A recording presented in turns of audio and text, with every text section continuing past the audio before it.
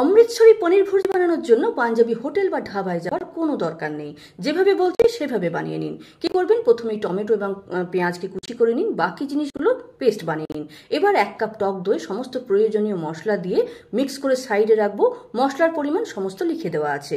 এবার কড়াতে আমরা পরিমাণ মতো তেল গরম করব, তাতে 1 চামচ বেসন দিয়ে একটু ভেজে নেব। তারপরে দেব জিরে ফোড়ন। এবার একে একে পেঁয়াজ, টমেটো এবং লঙ্কার পেস্ট যেগুলো তৈরি করা আছে একে একে দেব এবং ভালো করে ভেজে নেব। তারপরে দেব দইয়ের যে মিক্সচারটা আমরা বানিয়ে রেখেছি সেটা। এবার খুব ভালো করে মশলাকে কষিয়ে নেব। তারপরে বাজার থেকে কিনে আনা পনির হোক বা বাড়িতে তৈরি করা তাজা ছানা হোক, সেটাকে হাতে করে আমরা ভেঙে নেব এবং মশলায় মিক্স করে ভালো করে নাড়াচাড়া করে পরিমাণ মতো জল দেব, দিয়ে ঢাকা দিয়ে 2-3 মিনিট ফুটিয়ে নেব। ঢাকা খুলে আমরা পরিমাণ মতো গরম মশলা, বাটার এবং ধনেপাতা ছড়িয়ে পরিবেশন করব।